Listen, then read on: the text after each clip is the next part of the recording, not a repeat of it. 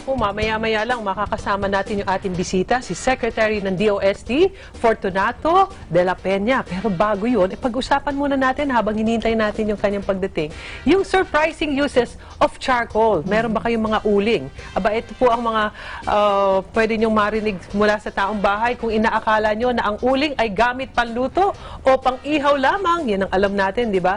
Diyan kayo nagkakamali dahil ang uling pwede pong gamitin para, take note, makapag-absorb ng moisture at hindi ka nais-nais na amoy. Uy, kaya kailangan maglalagay po tayo niyan.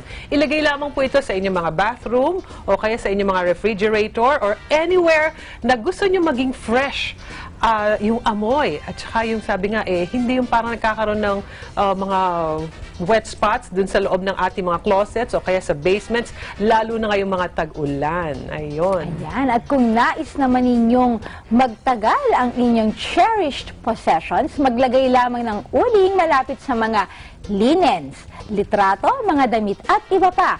The moisture zapping briquettes will prevent your heirlooms from mold, mildew, misty smells, and more. Diba? Para mas mapatagal, mag-last yung ating mga cherished possession. Oo, okay din ito to keep root water fresh.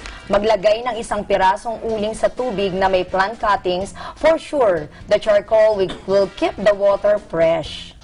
Dami pang gamit ng charcoal. Ako sa ref, ginagamit namin. Sabi ko nung maliit akong naalala ko sa mother ko, bakit meron kayang ito si San Lagay, may uling. Oo. Noon. Akala mo nakakala. Akala ko basta nasa dulo yun. Naiwan. Oo. Pero may use talaga yun. Oo, yung pala yung nag-absorb. Maliit kasi ako, hindi ko alam noon. Ayun. At kung sakaling ang inyong bookcase ay may glass doors, hindi ka taka-taka na magkaroon po ng damp environment. Alam niyo naman, ganyan pag tag-ulan, no? Pag re-resulta po ito sa mga mold o yung natawag nating mga, anong tawag dyan? Yung amag.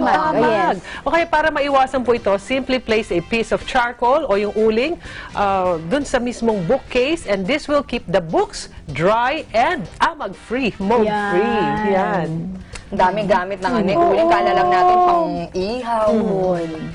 Kaya maganda na nalalaman natin ito. Di ba tayo mismo natututo at nasi-share pa natin doon sa ating mga kataong bahay. Tama, Mami Claire. Ayan, at syempre para matutuhan pa natin ang maraming mga bagay-bagay. Gaya naman ng sabi ko sa inyo, meron tayo, alam naman natin yan, pag Webes, kasama natin si Miss Ange, and syempre yung special guest natin ngayon, no other than the DOST Secretary, Dr. Fortunato, or Secretary Fortunato de la Peña. Maya-maya lang makakausap natin yun at kikilalanin natin sino ba talaga si Secretary. Babalik po ang taong bahay. Diyan lamang po kayo.